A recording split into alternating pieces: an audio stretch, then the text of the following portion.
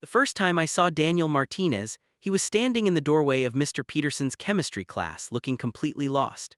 It was the third week of sophomore year at Lincoln High, and I remember thinking he had the kind of face that belonged in one of those cologne ads, all sharp jawlines and warm brown eyes that seemed to catch the afternoon sunlight streaming through the windows. I didn't know then that this moment would change my life forever. "You can sit next to Ryan over there," Mr. Peterson said, pointing to the empty seat beside me. I looked up from my notebook where I'd been doodling instead of taking notes and watched as this new guy made his way down the aisle.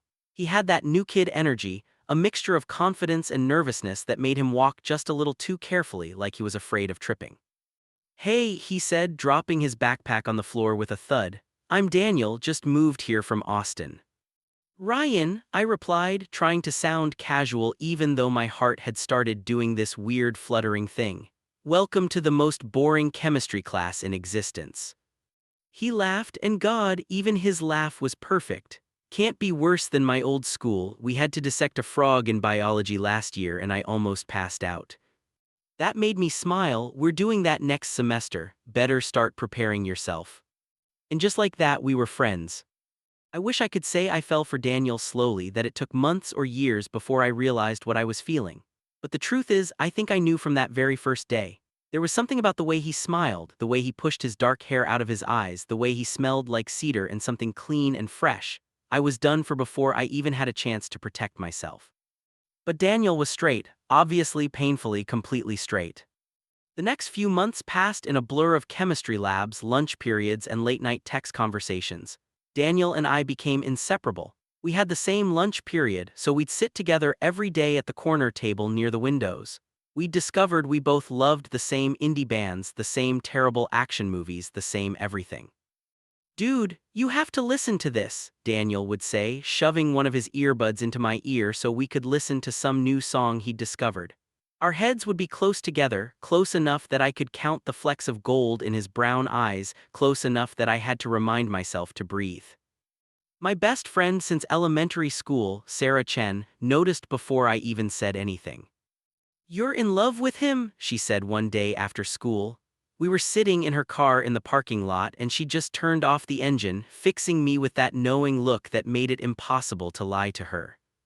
"I don't know what you're talking about," I said, but my voice cracked on the last word. "Ryan, come on, I've known you since we were 8 years old. You look at him like he hung the moon and stars." I slumped down in the passenger seat, covering my face with my hands. "Is it that obvious?" "To me, yes. To him, probably not. Boys are oblivious." She reached over and squeezed my shoulder. "Does he know you're gay?"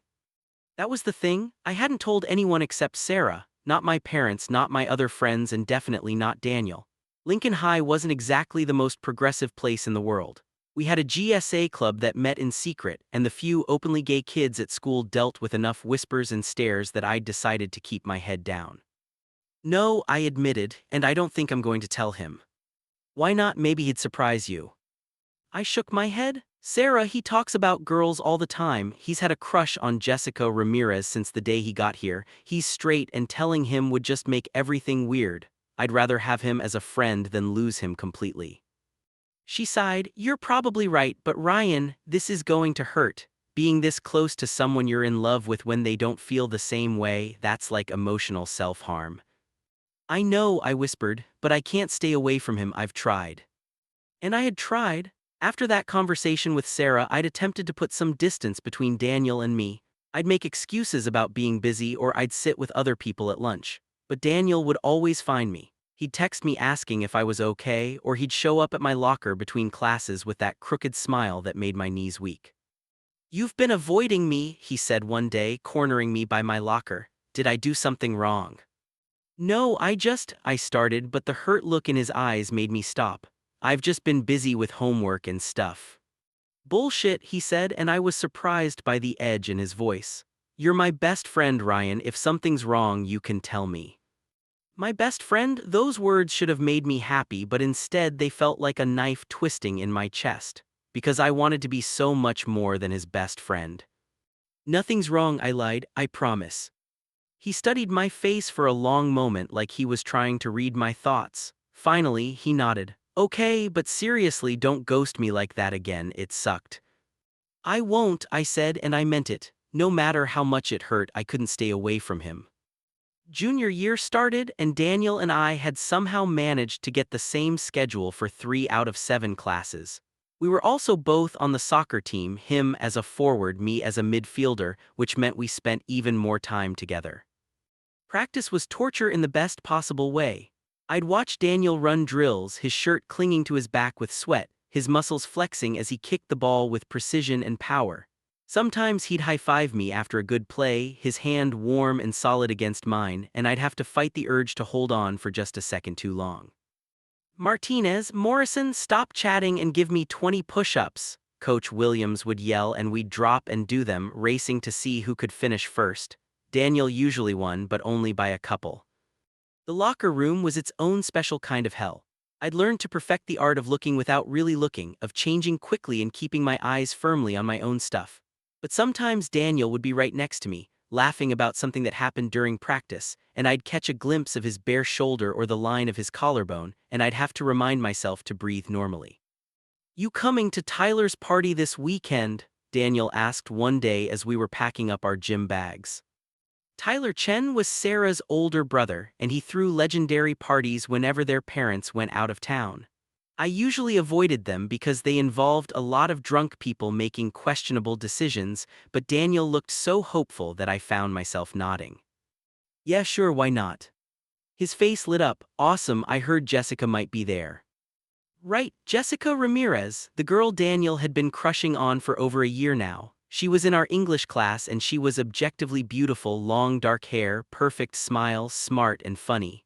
Everything a straight guy could want. "You should ask her out," I heard myself say, even though the words tasted like ash in my mouth.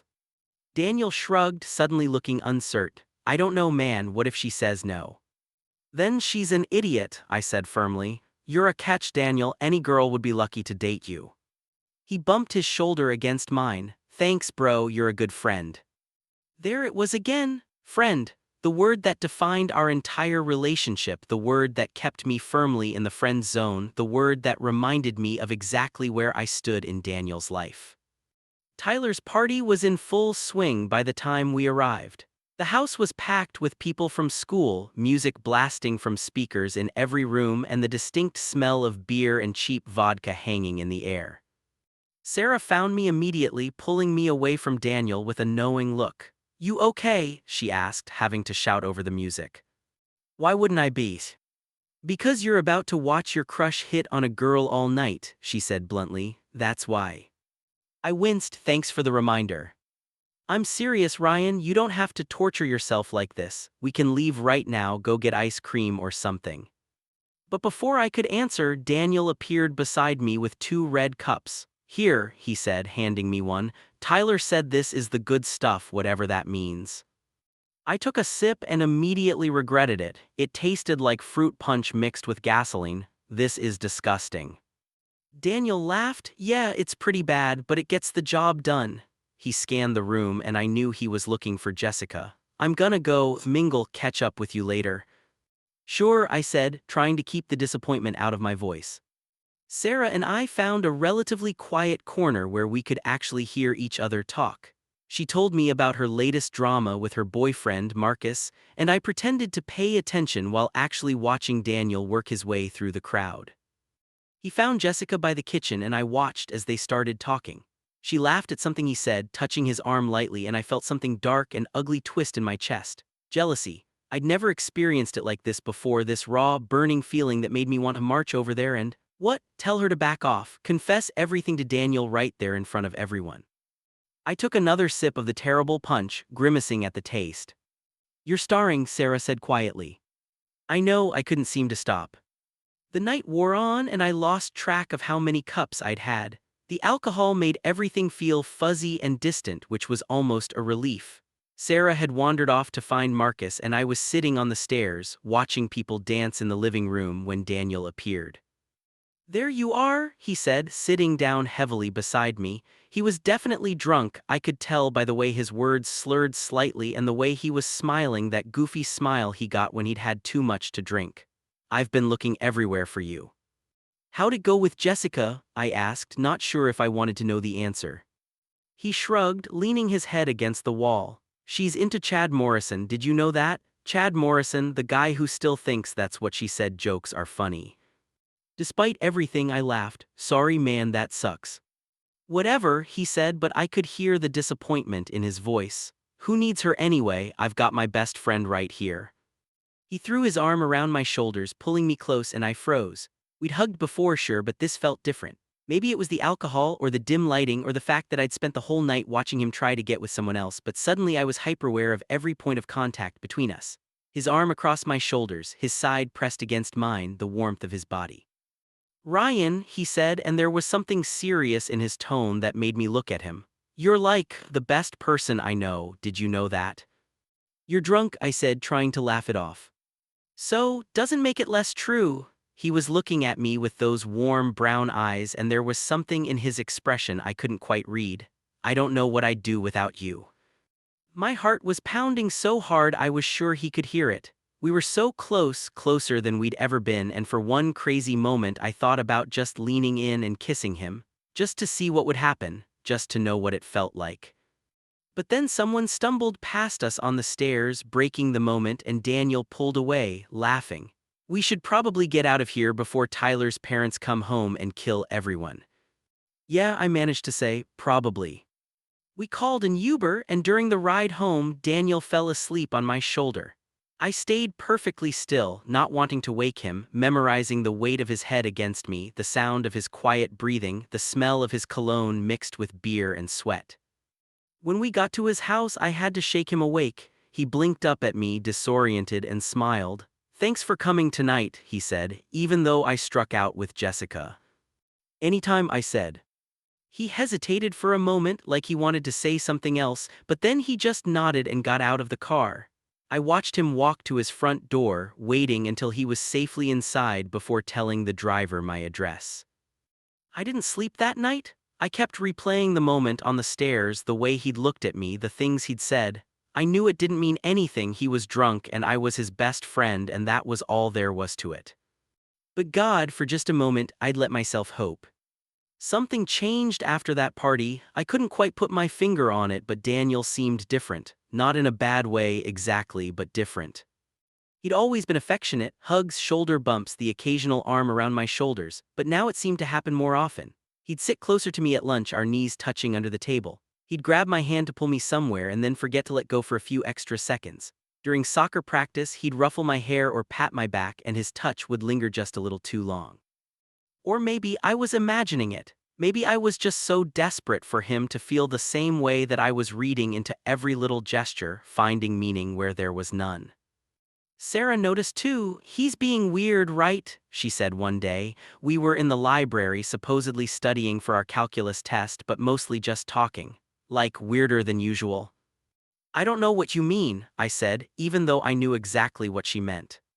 Ryan, come on, he's been all over you lately. Even Marcus noticed, and Marcus notices nothing. I sighed, closing my textbook. He's just being friendly, that's what friends do. Friends don't look at each other the way he looks at you, she said quietly. My head snapped up. What do you mean? I mean, she leaned forward, lowering her voice even though we were alone in our corner of the library. I've seen the way he watches you when you're not looking. It's the same way you look at him. Hope and fear warred in my chest. You're imagining things. Maybe, she conceded, but Ryan, what if I'm not? What if there's a chance? There's not, I said firmly, cutting her off. Daniel is straight, he's dated girls, he talks about girls. Just because he's affectionate with his friends doesn't mean anything. Or maybe, Sarah said gently, he's figuring some things out. I wanted to believe her. God, I wanted to believe her so badly it hurt. But I'd spent the last year and a half protecting myself, building walls around my heart, and I couldn't tear them down based on wishful thinking and a few extra long hugs. It was a Friday night in November when everything fell apart, or came together, depending on how you looked at it. Daniel had invited me over to his house to watch movies. His parents were out of town visiting his older sister at college, so we had the place to ourselves. We did this sometimes, just hung out, watched bad movies, ate junk food, and talked about everything and nothing. I'd arrived around 7, armed with a bag of Doritos and a 2-liter of Coke. Daniel had already set up a pile of DVDs, mostly terrible horror movies that we'd make fun of while watching. "Your taste in movies is objectively awful," I said, sorting through the selection. "Says the guy who cried during Fast and Furious," Daniel shot back, grinning. "That was a beautiful moment of brotherhood and family," I protested, throwing a pillow at him. He caught it easily, laughing. "Sure, sure, whatever you need to tell yourself." We settled on some zombie movie that was so bad it was almost good, sprawling out on the couch with the junk food between us. But as the movie played, Daniel seemed distracted. He kept looking at his phone, then at me, then back at the TV like he was working up the courage to say something. "You okay?" I finally asked, pausing the movie. "Yeah, he sat up, running his hand through his hair in that nervous gesture I'd come to recognize. "Can I ask you something?" "Sure," I said, my heart starting to beat faster for no reason I could name. "Do you," he paused, looking everywhere except at me, "do you ever feel like you're not being honest with people, like you're hiding something important?" My blood ran cold. Did he know? Had he figured it out? I tried to keep my voice steady. "What do you mean?" God, this is harder than I thought it would be," he laughed, but it sounded forced. "I've been thinking about this for months now and I keep chickening out, but I can't keep it inside anymore." This was it. This was the moment where he'd tell me he knew I was gay, that he'd figured it out, and that we couldn't be friends anymore because it was too weird. My mind was already racing, trying to figure out how to deny it, or maybe just how to minimize the damage. "Ryan, I need to tell you something," Daniel said, finally looking at me. His eyes were intense, almost desperate. "And I need you to just let me get it all out before you say anything, okay?" I nodded, not trusting my voice. "I've been doing a lot of thinking lately about who I am, about what I want, about," he took a deep breath, "about how I feel about certain people." Oh God, this was worse than I thought. He was going to ask me for advice about some girl, or maybe he'd started dating Jessica and wanted to tell me. I braced myself for the impact.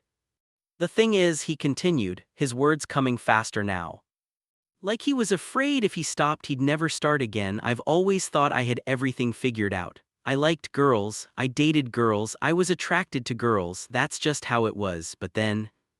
He paused, and in that silence, my entire world seemed to hold its breath. "Then I met you." "Wait, what?" "At first, I thought we were just really good friends," Daniel said, and now he was looking at his hands, fidgeting with the hem of his shirt. "And we are, you're my best friend, Ryan, but somewhere along the way it became more than that, at least for me. I couldn't breathe, this couldn't be happening. This had to be some kind of dream, or a cruel joke, or a hallucination brought on by too much chemistry homework. I tried to ignore it," he continued. "I tried dating girls, thinking about girls, anything to make these feelings go away, but they wouldn't. Every time I was with someone else, I kept wishing it was you. Every time something good happened, you were the first person I wanted to tell. Every time something bad happened, you were the only person who could make it better." He finally looked up at me, and there were tears in his eyes. "I think I'm in love with you, Ryan, and I know that probably ruins everything, and I know you probably don't feel the same way, but I couldn't keep lying to myself. I couldn't keep pretending that you're just my best friend when you're so much more than that." The silence that followed was deafening. I stared at Daniel, beautiful, perfect, supposedly straight Daniel, and tried to process what he just said. "Say something," he whispered, "please." My voice cracked. "I don't understand." "I'm in love with you," he repeated, and hearing it a second time didn't make it feel any more real. "I don't know when it happened exactly. Maybe it was that first day in chemistry class. Maybe it was the first time you made me laugh so hard I couldn't breathe. Maybe it was the night of Tyler's party, when you let me fall asleep on your shoulder and didn't complain even though I probably drooled on your jacket. Despite everything, that made me laugh, a short, shocked sound that was half sob." "I know I'm probably the last person you expected this from," Daniel said. "I know you probably think I'm crazy or confused or..." "I'm in love with you too," I blurted out. Now it was his turn to stare at me in shock. "What?" "I'm in love with you," I repeated, and suddenly the words were tumbling out of me like they'd been waiting for years to escape. "I have been since the day you walked into chemistry class. I've spent the last year and a half trying to hide it, trying to get over it, trying to convince myself that being your friend was enough. But it's not. It's never been enough." He looked like I'd just told him the sky was green. "You're in love with me." "Yes, you idiot." I said, and I was crying now, tears streaming down my face that I didn't bother to wipe away. I'm gay, Daniel. I've been gay my whole life, and I've been in love with you since the moment I met you. And I thought I was going to have to watch you fall in love with someone else and get married and have kids, and I'd just have to smile and be happy for you while my heart broke into a million pieces. You're gay, he repeated like he was trying to process this information. You never told me. I was scared, I admitted. I didn't want to lose you. I'd rather have you as a friend than not have you at all. You're not going to lose me, he said fiercely. Ryan, you're never going to lose me. And then he was moving, closing the distance between us on the couch, and his hands were cupping my face, his thumbs wiping away my tears. Can I kiss you? He asked, his voice barely above a whisper. I couldn't speak, so I just nodded. The first touch of his lips against mine was like coming home. It was soft and tentative, like we were both afraid the other might pull away. But then I was kissing him back, my hands fisting in his shirt, pulling him closer, and the kiss deepened into something urgent and desperate and perfect. We broke apart, both breathing hard, and Daniel rested his forehead against mine. I can't believe this is real, he whispered. Me neither, I said, and then I was laughing and crying at the same time, and he was too, and we were a mess of emotions and relief and joy. How long, I asked, how long have you known? Really known? Maybe 3 months, he admitted. But I think part of me has known for a lot longer than that. I just didn't have the words for it, or I was too scared to admit it to myself. 3 months, I said, shaking my head in disbelief. You've been dealing with this for 3 months and you never said anything. I was terrified, he said. I'd never felt this way about a guy before, about anyone really, and I didn't know if you were gay or if you'd ever see me as anything other than your straight best friend. Straight best friend, I repeated with a laugh. Turns out neither of us is as straight as we thought. He smiled, that beautiful crooked smile that had made me fall for him in the first place. Guess not. We spent the rest of the night on that couch, talking and kissing and holding each other like we were afraid it was all going to disappear. Daniel told me about the moment he'd realized his feelings for me. It was during soccer practice when I'd scored a goal and turned to celebrate with him, and he'd thought, I want to kiss him right now, and the thought had terrified him. I told him about all the times I'd almost confessed, all the times I'd watched him with girls and felt like my heart was being ripped out, all the times Sarah had told me to just tell him the truth. Wait, Sarah knows, he asked. She's known since the beginning, I admitted. She's good at reading people. I wonder if anyone else knows, he said thoughtfully, or suspects. Does it matter, I asked. He considered this. No, I don't think it does. I mean, we're going to have to tell people eventually, right, if we're going to do this. Do you want to do this? I asked quietly, really. More than anything, he said without hesitation. But Ryan, I need you to know something. I'm new to all of this. The whole being with a guy thing, the whole being with anyone I actually care about thing. I'm probably going to mess up. I'm probably going to be awkward and weird and make mistakes. I've never been in a relationship before either, I reminded him. We can figure it out together. Together, he repeated like he was testing the word. I like the sound of that. We decided to keep our relationship secret at first. Not because we were ashamed, or at least that's what we told ourselves, but because we wanted to figure things out before dealing with everyone else's reactions. The first week was like living in a beautiful dream. We'd text each other constantly stupid things like thinking about you and can't wait to see you. We'd find excuses to hang out, though now instead of just watching movies or playing video games, we'd spend hours making out on his couch or mine, learning each other's bodies, discovering what made the other person gasp or moan. Everything felt new and exciting and terrifying all at once. But keeping it secret was harder than I'd expected. At school, we had to act like nothing had changed, like we were still just best friends. We couldn't hold hands in the hallways or kiss between classes. During soccer practice, I had to resist the urge to tackle him in celebration when he scored a goal, to kiss him instead of just high-fiving him. The hardest part was lunch. We'd sit at our usual table with our usual friends, and I'd have to watch other couples be openly affectionate while Daniel and I had to maintain this careful distance. You're being weird, Tyler said one day, looking between Daniel and me suspiciously. Both of you, did you guys have a fight or something? No, Daniel said quickly. Why would you think that? Because you're sitting like 2 feet apart and you haven't said more than 3 words to each other all lunch period. Sarah chimed in, and I could see the knowing look in her eyes. She'd figured it out, obviously. Sarah always figured everything out. "We're fine," I said, "just tired." "From what?" Marcus asked, grinning. "Late-night gaming session." "Something like that," Daniel muttered, and when he glanced at me, there was heat in his eyes that made my stomach flip. After lunch, Sarah cornered me by my locker. "You told him." It wasn't a question. "Yeah," I admitted. And we're together dadding, whatever you want to call it." She squealed, actually squealed, and threw her arms around me. "Oh my God, Ryan, this is amazing. How long?" "About a week." She pulled back, studying my face. "You seem happy. Are you happy?" "Terrified," I said honestly, "but yeah, really happy." "He better treat you right," she said, suddenly serious, "or I'll kick his ass, star soccer player or not." That made me laugh. "He treats me great, Sarah, I promise." "Good," she linked her arm through mine as we walked to our next class. "So when are you guys going public?" "I don't know, we're not ready yet." She nodded, understanding. "Just don't wait too long, secrets have a way of coming out when you least expect them." Sarah's warning proved prophetic 3 weeks later. Daniel and I had gotten careless. We'd started taking more risks, kissing in empty classrooms, holding hands under the lunch table, texting things that were definitely not just friendly. We thought we were being careful, but we weren't careful enough. It was Jake Morrison, Chad's younger brother and a general asshole, who caught us. We were in the library after school, supposedly studying for our history test. But the library was mostly empty, and we'd found a corner behind the tall shelves where no one could see us. Daniel had pulled me into a kiss, his hands in my hair, and I'd forgotten everything except the feeling of his lips on mine. "What the fuck?" We sprang apart to find Jake standing there, phone in hand, staring at us with disgust and something that looked like glee. "This is perfect," he said, and I saw with horror that his phone was pointed at us. Had he taken a picture, a video? "Jake, don't," Daniel started, but Jake was already backing away.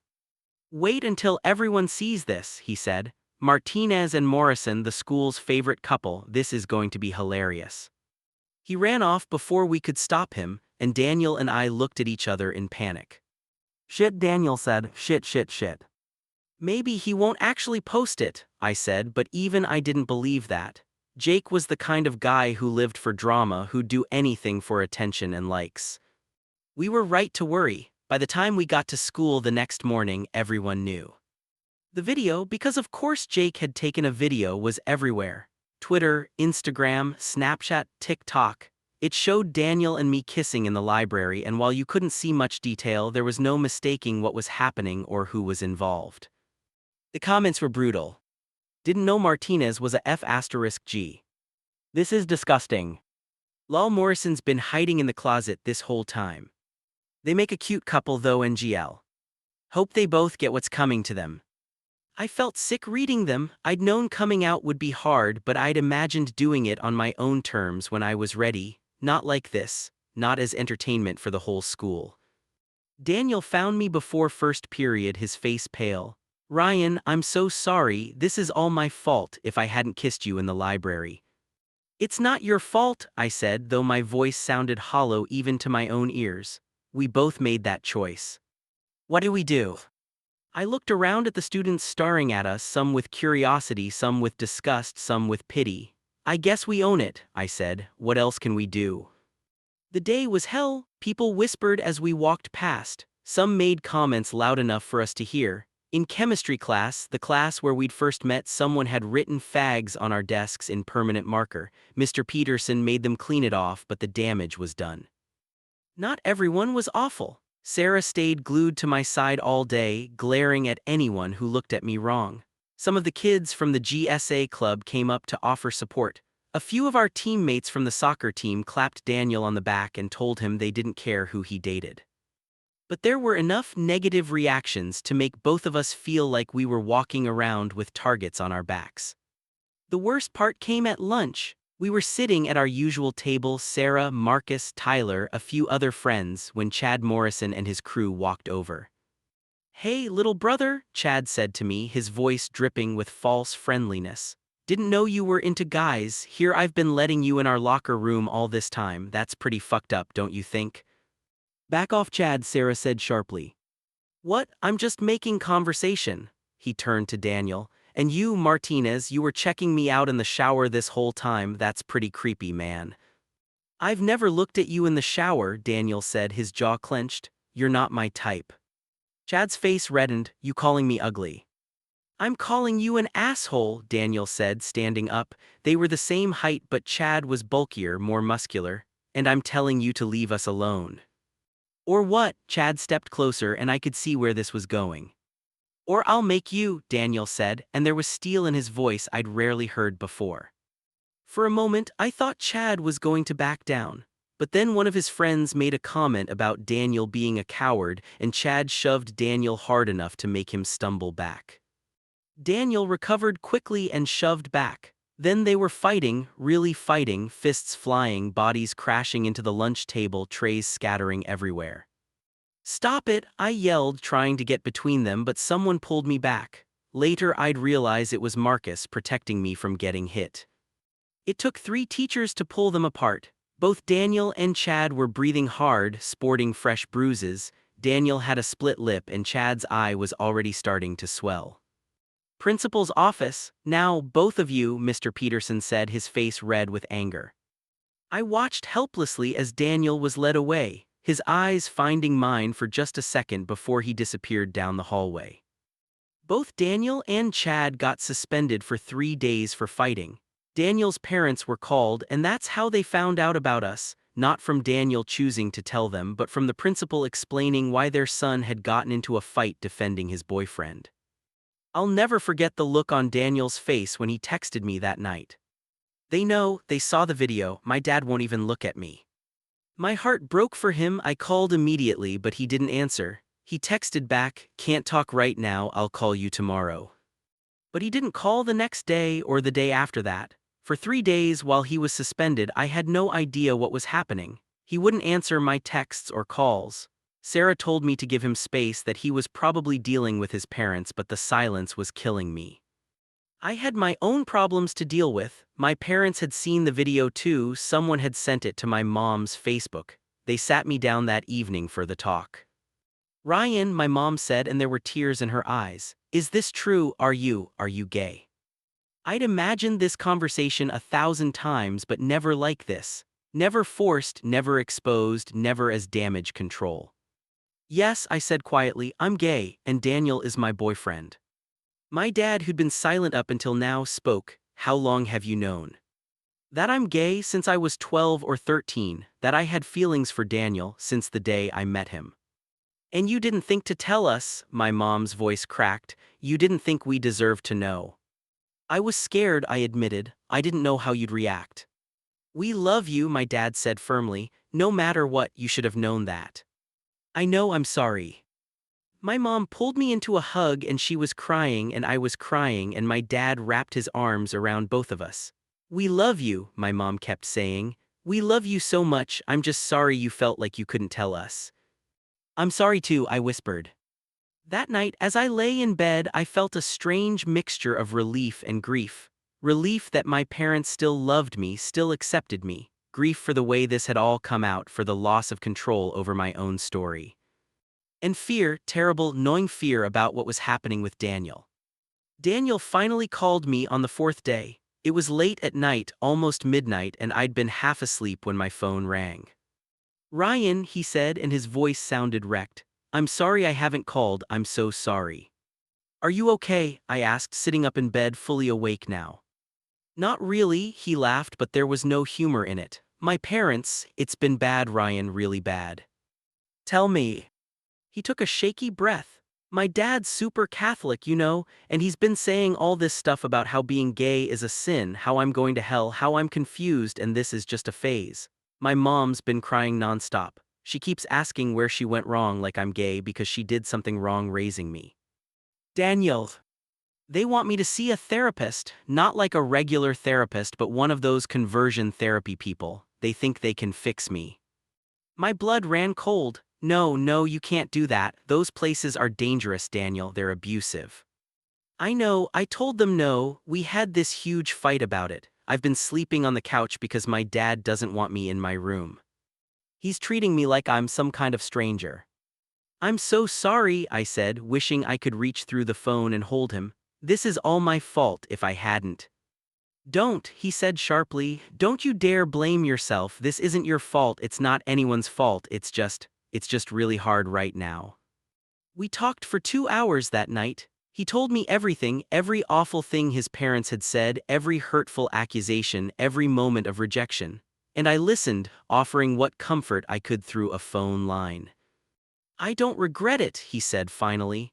Even with everything that's happened, I don't regret being with you. You're the best thing in my life, Ryan. You're the best thing in mine too, I said.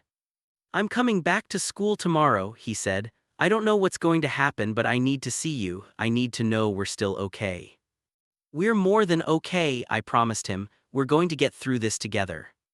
Daniel's return to school was tense. The video had died down a bit in the news cycle. There was fresh drama about some senior getting pregnant, but people still stared, still whispered.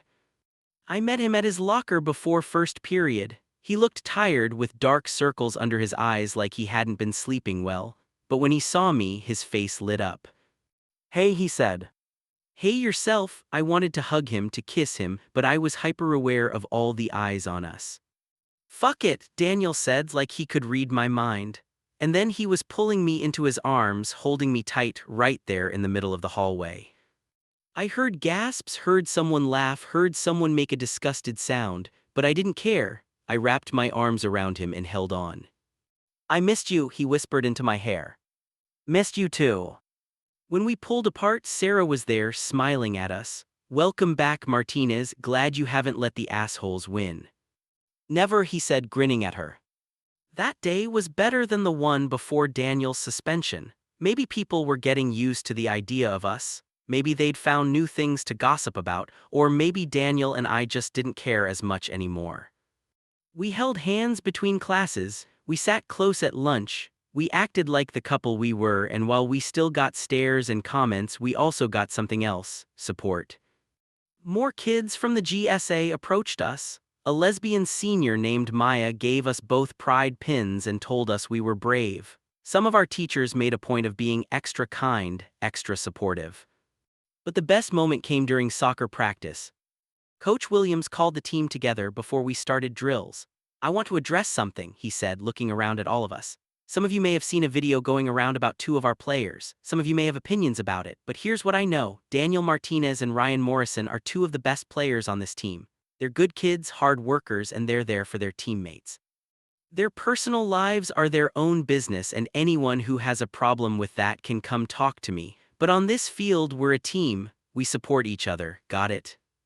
There was a chorus of "Yes, coach." Chad Morrison, whose black eye was now a spectacular purple and yellow, muttered something under his breath. You got something to say, Morrison? Coach asked sharply. No, sir. Good, now let's play some soccer.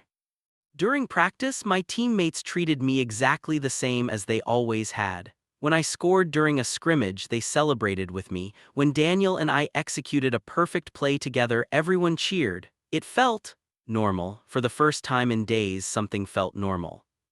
After practice, as we were heading to the locker room, one of our teammates, a junior named Eric, fell into step beside us. Hey, he said awkwardly, I just wanted to say, that I think it's cool what you guys have. And I'm sorry about all the shit people have been saying. Thanks, Eric, Daniel said, clapping him on the shoulder. That means a lot. Yeah, well, love is love, right? That's what my moms always say. Your moms? I asked. He grinned. Yeah, I've got two moms. They've been together for like 20 years. So, if you guys ever need someone to talk to who gets it, I'm around. It was a small moment, but it mattered. It reminded us that we weren't alone, that there were people who understood, who supported us. The next few months were a process of adjustment. Daniel's relationship with his parents remained strained. They were speaking to him but barely, and there was this careful distance between them that hurt to watch. My parents, on the other hand, had fully embraced the situation. My mom had even asked to meet Daniel properly, as your boyfriend, not just your friend. That dinner had been adorable and awkward in equal measure. My mom had made Daniel's favorite foods after texting me 17 times to confirm what he liked, and my dad had given him the whole "you better treat my son right" speech, which made Daniel turn bright red. "I will, sir," Daniel had said seriously. "Ryan's the most important person in my life." My dad had softened at that. "Good, that's what I like to hear." At school, things gradually normalized. We became that gay couple, no longer scandalous, just part of the landscape. The GSA club had gained new members after our outing, kids who'd been too scared to join before but found courage in our visibility. Daniel and I found our rhythm. We learned how to be a couple in public, how much affection was comfortable for us, how to handle the occasional slur or comment, how to support each other through the hard days. And there were hard days, days when Daniel's dad would say something especially hurtful, days when someone would write something nasty about us on social media, days when the weight of being visible, being different, felt like too much. But there were more good days than bad. Days when we'd study together at the library, our feet tangled under the table. Days when we'd drive around town with no destination, just talking and laughing.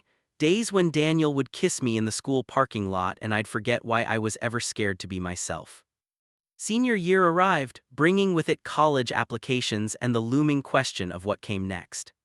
"Where are you thinking of applying?" Daniel asked one afternoon.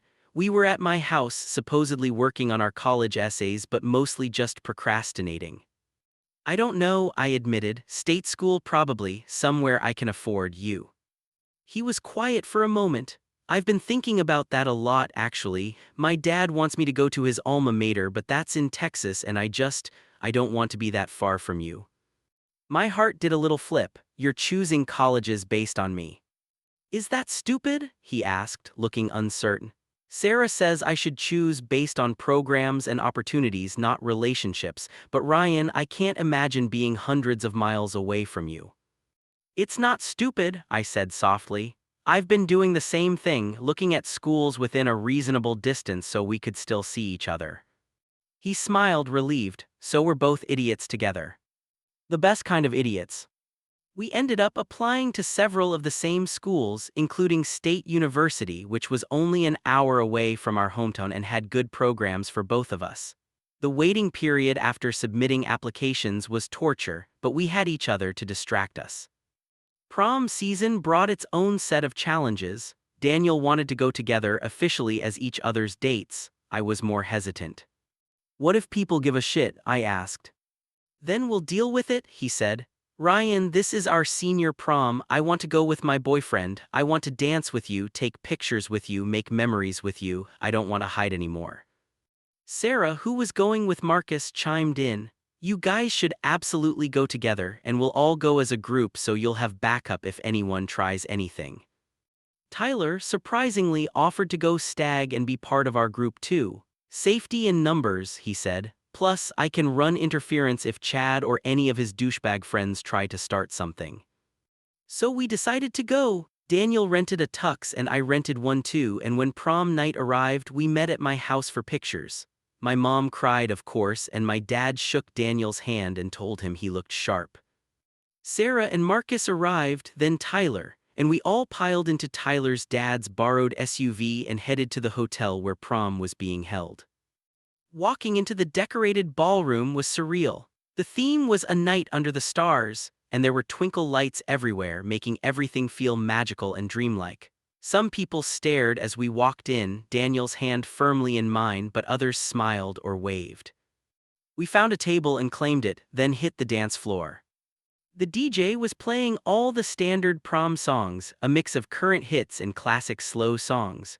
Daniel and I stayed mostly with the group during the fast songs, but when the first slow song came on, he pulled me close.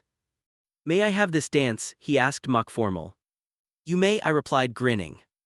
We swayed together to some sappy love song and I was aware of people watching us, but I didn't care. Daniel's arms were around me, my head was resting on his shoulder, and in that moment everything was perfect. "I love you," he whispered. We'd said it before many times, but it never got old. "I love you too." The night wasn't entirely without incident. During a bathroom break, Chad cornered me by the sinks. "Having fun playing dress up with your boyfriend?" he sneered. I dried my hands, refusing to be baited. "Actually, yes, having a great time." "You know this is all going to end, right? The second you guys graduate, Martinez is going to realize this was all a mistake." He's going to go off to college and find a nice girl and forget all about you." His words hit a nerve. It was a fear I'd had myself late at night when my insecurities got the better of me, but I refused to let Chad see that. "You're pathetic, you know that?" I said, turning to face him. "You're so obsessed with my relationship that you're spending your prom night in the bathroom trying to make me feel bad. Daniel and I are happy, we're in love, and nothing you say is going to change that." I walked out before he could respond, heading back to the ballroom where Daniel was waiting. "You okay?" he asked, immediately picking up on my mood. "Yeah," I said, "just ran into Chad, it's fine." Daniel's jaw clenched. "What did he say?" "Nothing worth repeating." I grabbed his hand. "Come on, I want to dance more." The rest of the night was perfect. We danced, we laughed, we took 1,000 pictures. When they announced prom king and queen, predictably Chad and his girlfriend, we applauded politely and then went back to having our own fun. At the end of the night, our group went to the beach to watch the sunrise. We'd all changed out of our formal wear into comfortable clothes, and we sat on the sand, talking and laughing as the sky gradually lightened from black to deep blue to pink and orange. "This is it," Sarah said softly, "the end of high school." "The beginning of everything else," Marcus added, squeezing her hand. Daniel leaned against me and I wrapped my arm around his shoulders. "You ready for what comes next?" I asked him quietly. "As long as you're with me, I'm ready for anything," he said. May brought acceptance letters and with them, decisions that would shape our futures. I got into State University with a partial scholarship. Daniel got in too, with an even better financial aid package. We also both got into a few other schools, but State was our first choice, close enough to home, far enough to feel like independence, and affordable enough that we wouldn't drown in debt. The day we both confirmed our acceptances, we celebrated at our favorite diner, the one where we'd spent countless hours studying and talking and just being together. "We're really doing this," Daniel said, grinning over his burger. "We're going to college together." "Well, near each other," I corrected. "We'll be in different dorms, probably different majors. We won't be together all the time." "I know," he said, "and that's probably healthy, right? We should have our own experiences, make our own friends." "Absolutely," I agreed, though part of me wanted to spend every possible moment with him. "But we'll still see each other all the time," he continued. "Study together, eat together, sleep over on weekends." "Sounds perfect." The rest of senior year flew by in a blur of final exams, graduation preparations, and bittersweet lasts. Last soccer game, last day of classes, last time walking these hallways as students. Graduation day was emotional. Daniel and I sat next to each other in alphabetical order, Martinez, Morrison, and held hands under our gowns where no one could see. When they called his name and he walked across the stage, I cheered louder than anyone. When they called mine, I heard his voice above everyone else's. After the ceremony, my parents insisted on taking pictures with Daniel and me together. His parents were there too, standing at a distance, and I saw his mom watching us. There was something in her expression, not quite acceptance but not the hard disapproval from before either, maybe just resignation or the beginning of understanding. "Daniel," she called as we were leaving. He stiffened but walked over to her. I stayed back, giving them space. They talked for a few minutes and I couldn't hear what was said, but when Daniel came back to me, there were tears in his eyes. "She said she's proud of me," he said, voice thick with emotion. "She said she's still struggling with everything, but she loves me and she's proud that I graduated with honors." It wasn't everything, but it was something, a small step toward healing. The summer between high school and college was one of the best of my life. Daniel and I both got jobs, him at a local grocery store, me at the community pool as a lifeguard, but we spent every free moment together. We'd go to the beach at night, swimming in the dark water and lying on the sand afterward, talking about our dreams and fears and plans. We'd drive to the city an hour away and explore, finding little restaurants and bookstores and record shops. We'd have movie marathons at his house when his parents were working late, or at mine where my parents had learned to give us privacy. We made love for the first time that summer. It was in my room on a hot July night with the window open and the sound of crickets and distant traffic drifting in. It was awkward and sweet and perfect, fumbling hands and whispered encouragements and laughter when things didn't go quite right. Afterward, we lay tangled together in my too small bed, sticky with sweat and completely happy. I love you, Daniel said, tracing patterns on my chest. I love you so much it scares me sometimes. Why does it scare you? I asked, running my fingers through his hair. Because I've never felt this way before. Because you're so important to me that the thought of losing you makes me feel like I can't breathe. Because I don't know how to be this happy without worrying that something's going to come along and ruin it. I understood exactly what he meant.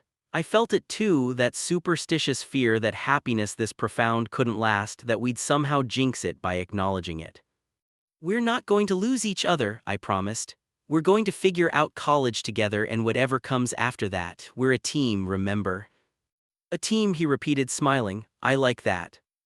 As summer wound down, we started preparing for college. We shopped for dorm supplies, coordinated our class schedules so we'd have some overlap, and made plans for how often we'd see each other.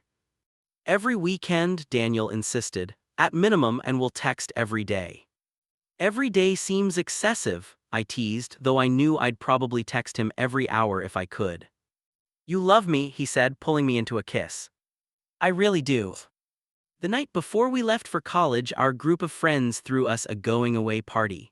Sarah and Marcus were heading to different schools too, her to the state school with us, him to a technical college 2 hours away. Tyler was taking a gap year to work and travel. We sat around a bonfire at the beach, the same spot where we'd watched the sunrise after prom, and reminisced about high school. Remember when Daniel and Ryan got caught making out in the library? Tyler said, laughing. That was not funny, Daniel protested, but he was smiling. It kind of was, Sarah said. I mean, the way you guys jumped apart like you'd been electrocuted. We thought our lives were over, I added. Turns out it was just the beginning. Heavy, Marcus said, but he was grinning.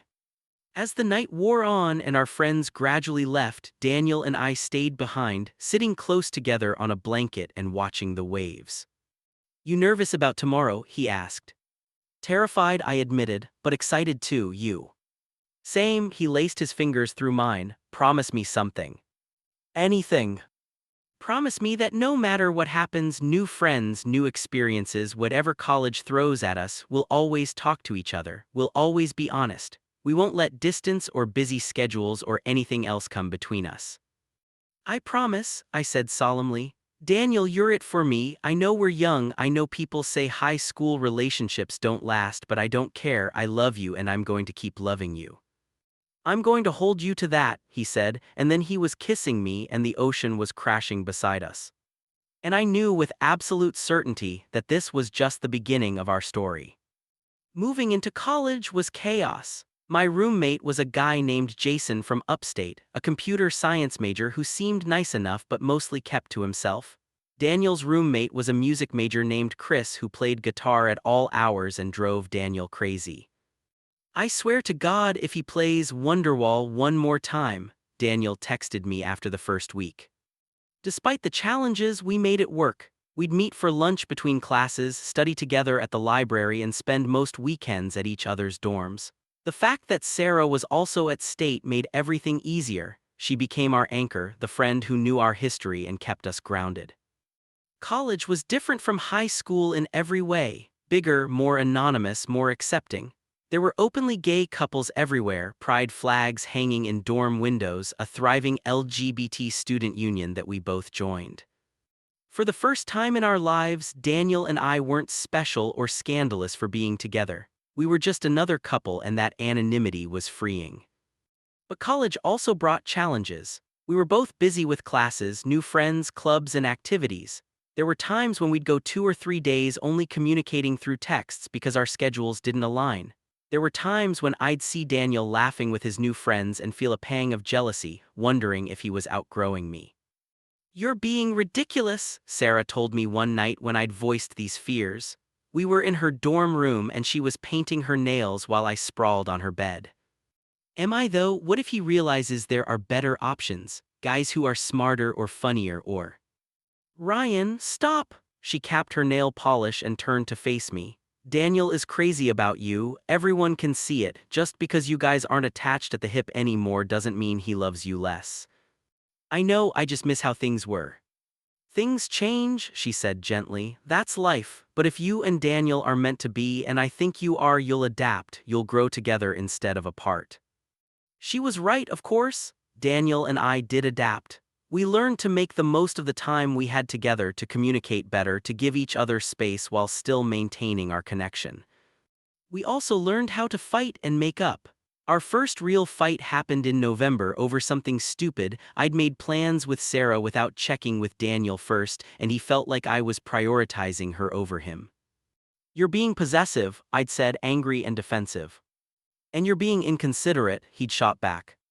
We didn't speak for 2 days, both too stubborn to apologize first. But on the third day, Daniel showed up at my dorm room with flowers and an apology. "I was being possessive," he admitted. I miss you, I miss how much time we used to spend together, and I took it out on you." "I miss you too," I said, pulling him inside. "And I'm sorry for not being more considerate of your schedule, I should have checked with you first." We made up, and the makeup was sweet and intense, and afterward, lying in my narrow dorm bed with Daniel's arm around me, I felt more secure in our relationship than I had in weeks. Thanksgiving break brought an unexpected development. Daniel's mom invited me to their family dinner. "Are you serious?" I asked when Daniel told me. "Dead serious. She specifically asked me to invite you, said it was time you met the extended family." I was nervous as hell. Daniel's parents had been slowly coming around over the past year, his mom especially, but this felt like a big step.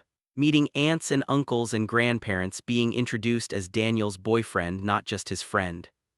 "What if they hate me?" I asked Sarah, who was helping me pick out an outfit. "They won't hate you, you're charming and polite and you make Daniel happy, just be yourself." Thanksgiving Day arrived and I showed up at Daniel's house with a pie my mom had made and a knot of anxiety in my stomach. Daniel answered the door and immediately pulled me into a hug. "You're going to be fine," he whispered. "I'll be right there with you the whole time." His house was full of people, cousins running around, aunts bustling in the kitchen, uncles watching football in the living room. Daniel's mom greeted me warmly and his dad shook my hand with something that might have been a small smile. "Everyone," Daniel's mom called out, getting the family's attention. "This is Ryan, Daniel's boyfriend." The word boyfriend hung in the air for a moment and I braced myself for negative reactions. But they didn't come. Instead, people smiled and waved, and Daniel's grandmother, a tiny woman who couldn't have been more than 5 feet tall, shuffled over and patted my cheek. "So handsome," she said in accented English. "You treat my grandson good, yes?" "Yes, ma'am," I promised, "the best I can." "Good, good," she nodded approvingly and shuffled back to her chair. Dinner was actually wonderful. I sat between Daniel and his younger cousin Sophia, who asked me a million questions about college and soccer and what it was like dating her cousin. Daniel's hand found mine under the table, squeezing gently, and when I looked at him, he was smiling. After dinner, Daniel's dad pulled me aside. I tensed, expecting some kind of warning or threat, but instead he said, "Thank you." "For what, sir?" "For making my son happy, for standing by him even when things got hard." He paused, looking uncomfortable. "I haven't been the best father through all of this. I let my own beliefs and fears get in the way of supporting Daniel, but I can see how much you care about him and I'm grateful he has someone like you in his life." I didn't know what to say. "I love him, sir. I'll always take care of him." He nodded. "I know you will." That night as I was leaving, Daniel's mom hugged me, actually hugged me. "You're welcome here anytime," she said. "You're part of our family now." I drove home with tears in my eyes, grateful and overwhelmed and so incredibly happy. Sophomore year brought new challenges and new growth. Daniel and I moved into an off-campus apartment with Chris, who had grown on Daniel, and a fourth roommate named Alex. Having our own space, even shared with 2 others, was a game changer. We could have date nights without worrying about roommate schedules, could sleep in the same bed most nights, could build a life together. Sarah and Marcus had broken up over the summer amicably, but it still hurt both of them. She'd started dating a girl named Rachel from her biology class, and watching her be happy again made me grateful that Daniel and I had weathered our own rough patches. We settled into a rhythm. Classes during the week, study sessions at coffee shops, weekend trips to explore nearby towns. We joined an intramural soccer league and made friends with other couples, both gay and straight. Our world was expanding, but Daniel remained at the center of mine. That spring, Daniel's soccer skills caught the attention of scouts from a semi-professional team 2 states over. They offered him a spot for after graduation, a chance to pursue his dream of playing professionally. "What are you going to do?" I asked when he told me. "I don't know," he admitted. "We were sitting on our apartment's tiny balcony watching the sunset. It's an amazing opportunity, but it would mean leaving you. You can't pass this up because of me," I said firmly, even though the thought of him moving away made my chest tight. "It's not just because of you," he said.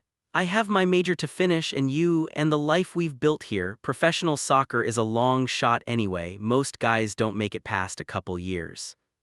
But what if you're one of the ones who does? Daniel, you're incredible. You've always been incredible. If you don't at least try, you'll regret it forever." He looked at me for a long moment. "What about us?" "We'll figure it out," I said with more confidence than I felt. "We've made it through everything else. We can make it through this too." Daniel decided to defer the soccer opportunity until after graduation, which gave us another year together. But junior year was when we both had to start thinking seriously about the future.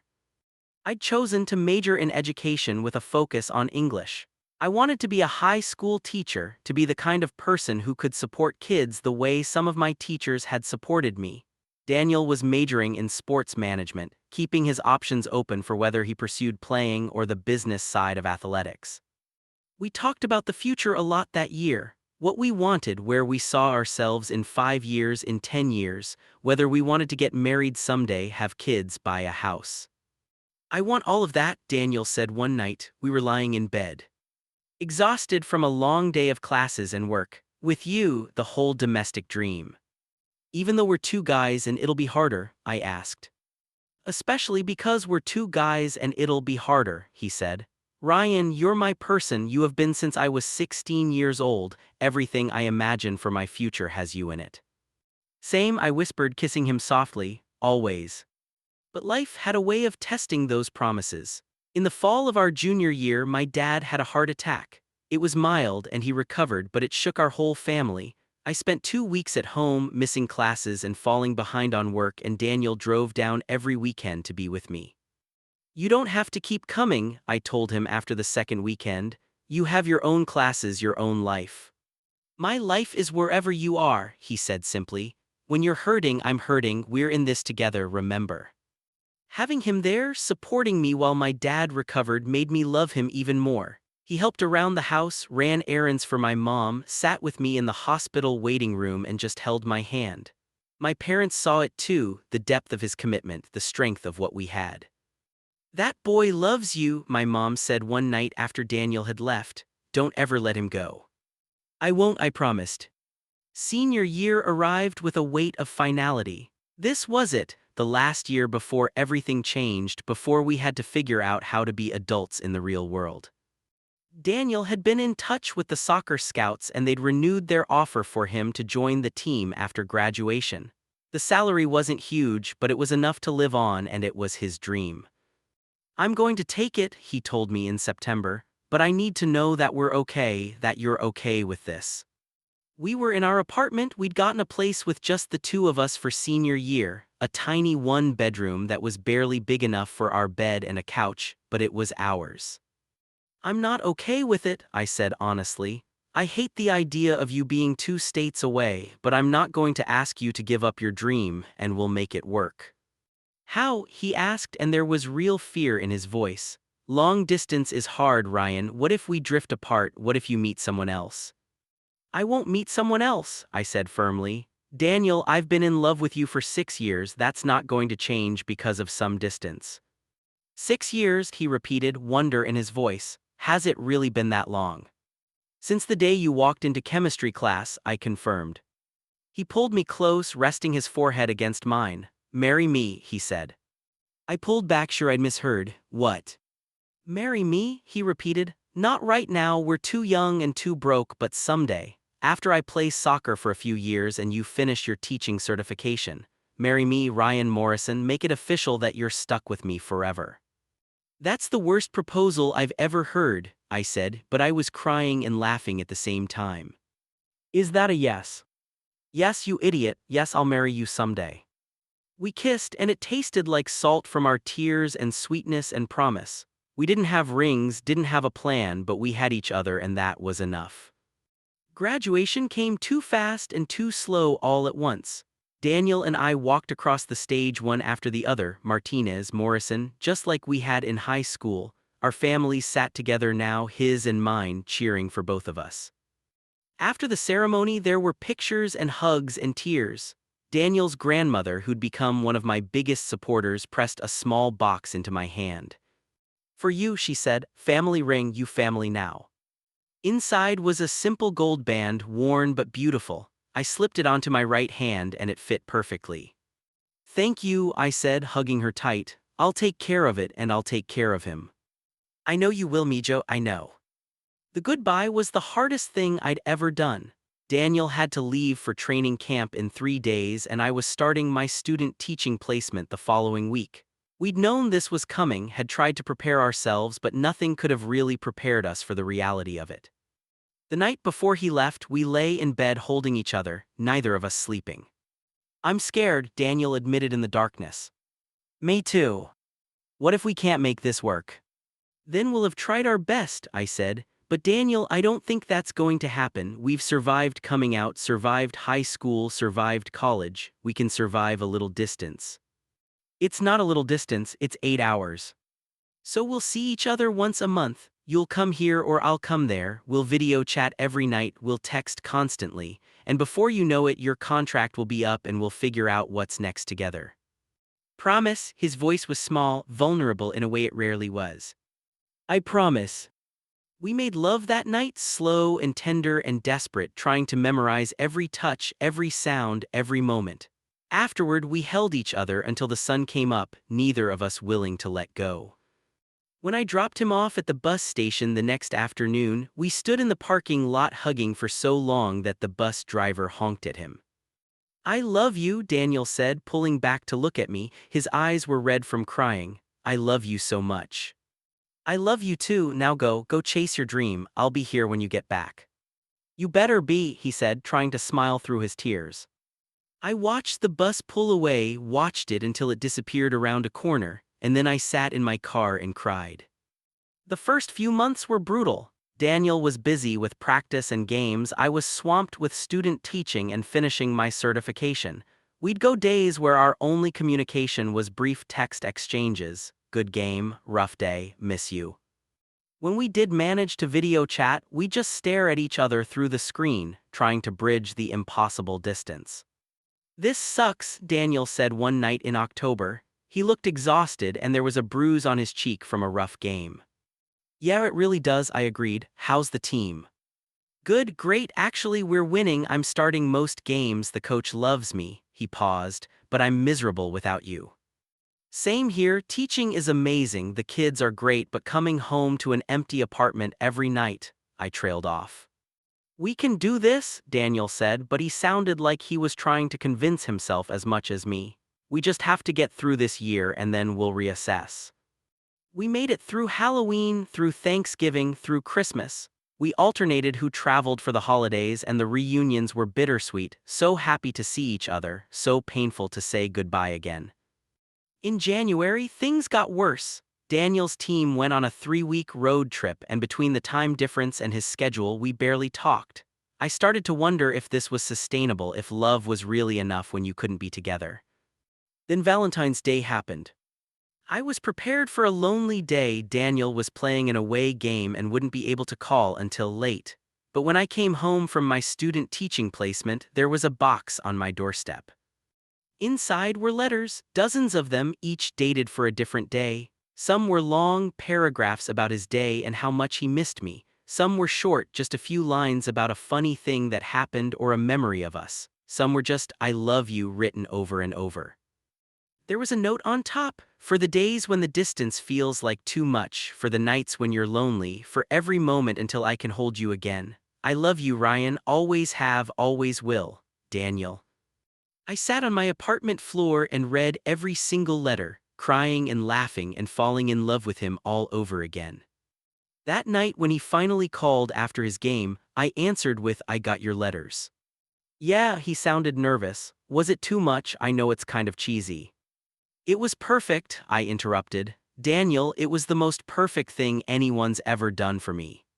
I just needed you to know that even when we can't talk, even when I'm traveling or busy, I'm thinking about you, always thinking about you." "I know, and I'm always thinking about you too." We made it through the rest of the season. It was hard, but the letters helped. Knowing that Daniel was out there playing his heart out on the field, thinking of me even when we were apart, it made the distance bearable. When Daniel's season ended in April, he came home for 2 weeks. We spent every possible second together making up for lost time. We talked about the future, about what came next. "They want to renew my contract," he said. We were at the beach, our beach, where we'd had so many important conversations over the years. "That's great," I said, trying to inject enthusiasm into my voice. "Is it?" He turned to look at me. "Ryan, be honest, can you do another year of this, because I don't know if I can." I took a deep breath. "No, I don't think I can. This year it's been really hard, Daniel." "I know, it's been hard for me too." He was quiet for a moment. I could turn down the contract. "No," I said immediately. "You love playing. I can see it in your face when you talk about the games, the team. I'm not going to ask you to give that up." "Then what do we do?" I'd been thinking about this for months, turning it over in my mind during sleepless nights. "What if I came to you?" He stared at me. "What?"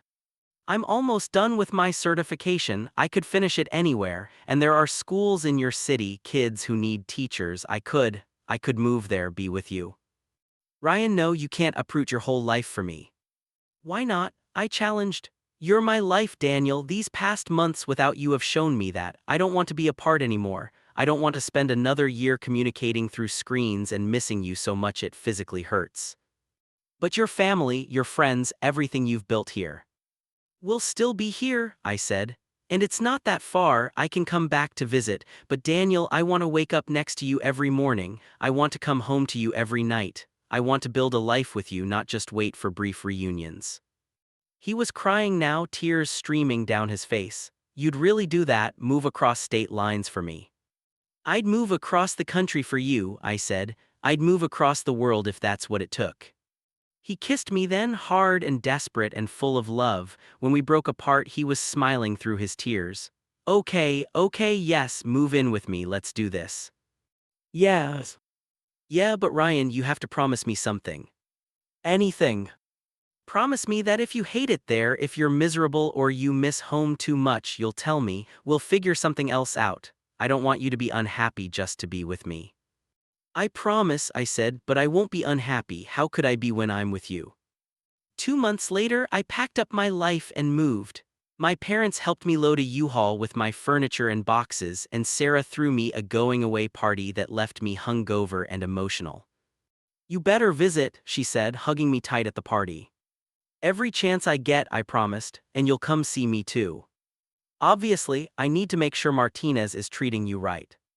The drive to my new city felt surreal. I was leaving behind everything I'd ever known, my hometown, my family, my friends, but I was driving toward Daniel, toward our future, and that made it worth it. He was waiting outside our new apartment when I pulled up in the U-Haul.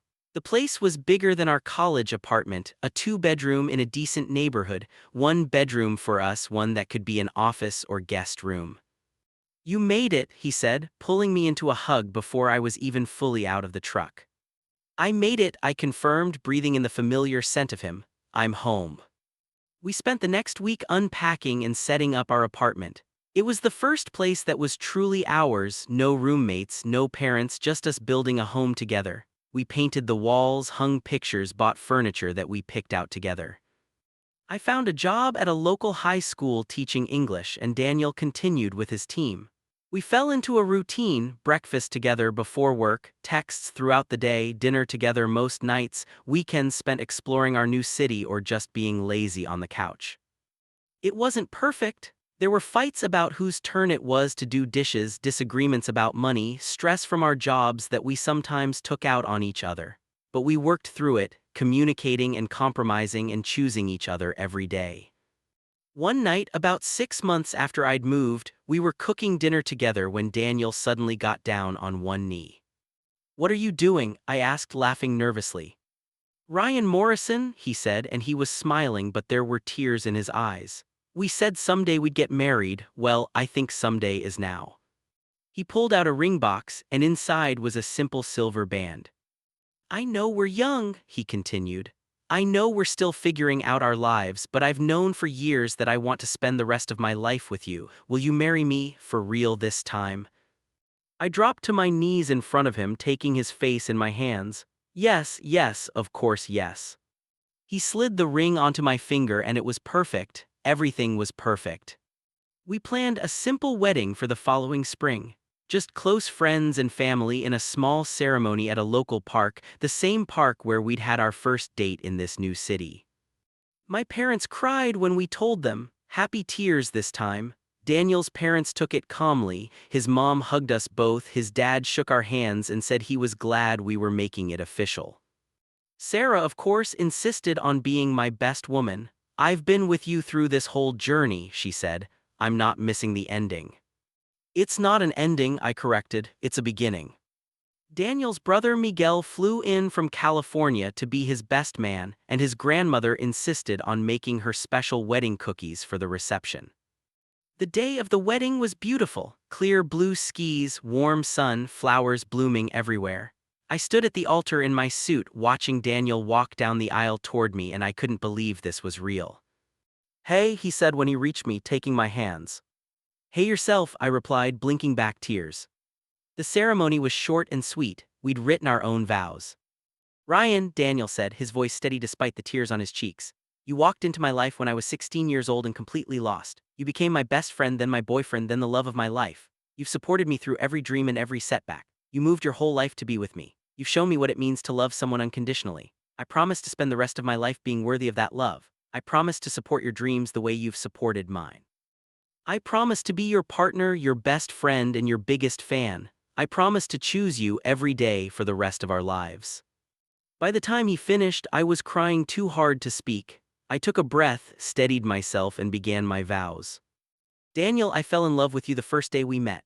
Every day since then, I've fallen a little more in love with you. You make me laugh, you challenge me to be better, you make me feel safe and loved and seen. You came out for me when it would have been easier to stay hidden. You fought for us when others tried to tear us down. You've been my constant through every change and challenge. I promise to love you in the good times and the hard times. I promise to be honest with you, to communicate with you, to never let the sun go down on our anger. I promise to be your home wherever life takes us. I promise to love you today, tomorrow, and forever. I now pronounce you married," the officiant said. "You may kiss your husband." And we did, as our friends and family cheered, as the sun shone down on us, as we started this new chapter of our lives together. 5 years passed in what felt like both a moment and a lifetime. Daniel played professional soccer for 3 more years before a knee injury forced him to retire. It was devastating at first, but he transitioned into coaching and found that he loved it even more than playing. He was coaching a youth soccer team now, mentoring kids the way coaches had once mentored him. I was teaching at the same high school and I'd become the advisor for the GSA club. Kids would come to me with their stories, coming out stories, first love stories, heartbreak stories, and I'd tell them about Daniel and me. How we'd fallen in love in high school, how we'd survived being outed, how we'd built a life together. "You give them hope," Daniel said one night. We were in bed and I just told him about a student who'd come out to his parents and been accepted.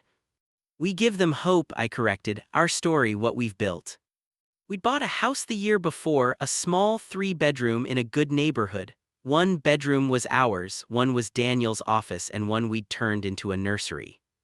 We were in the process of adopting. It was a long, complicated process: home studies, background checks, interviews, waiting, but we'd been approved, and somewhere out there was a child who would be ours." "Do you think we're ready?" Daniel asked, not for the first time. "No," I said honestly, "but I don't think anyone's ever really ready to be a parent. We'll figure it out together like we always do." "Together," he repeated, smiling. He reached over and took my hand. The one with the wedding ring and the family ring his grandmother had given me. I like the sound of that. I thought about how far we'd come.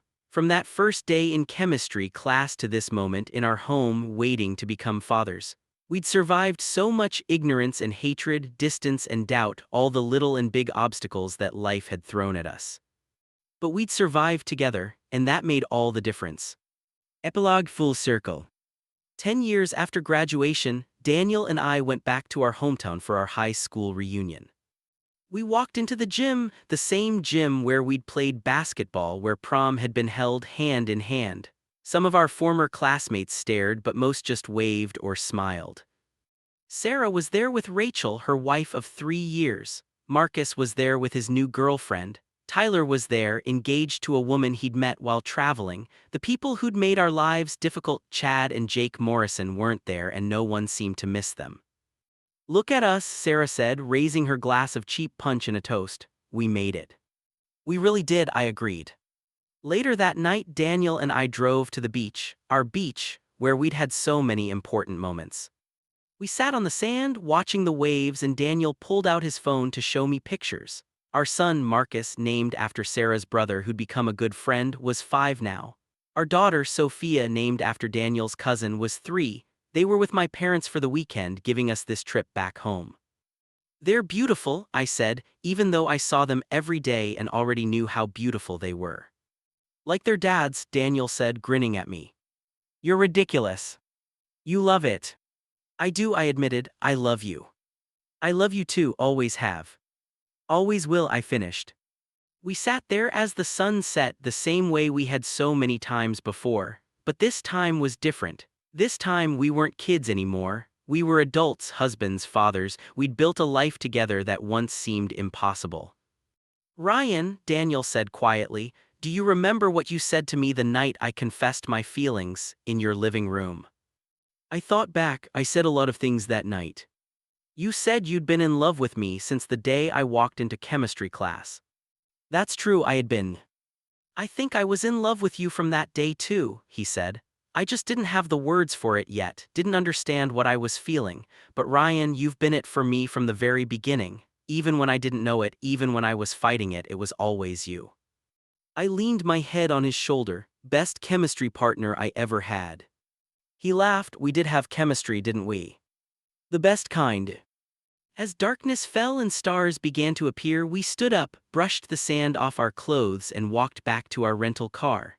Tomorrow we'd drive home to our kids, to our lives, to the beautiful ordinary days that made up our forever. But tonight we had this moment, this perfect moment of remembering where we'd been and celebrating where we'd ended up. Daniel opened the car door for me, and before I got in, he pulled me into a kiss.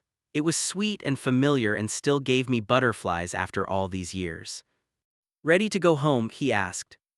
I looked at him, this man I'd loved for more than half my life, this man who'd changed everything, and smiled. "With you," I said, "always." The end.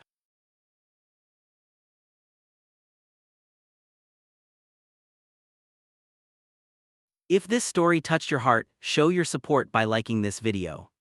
Subscribe to our channel for more powerful stories like this.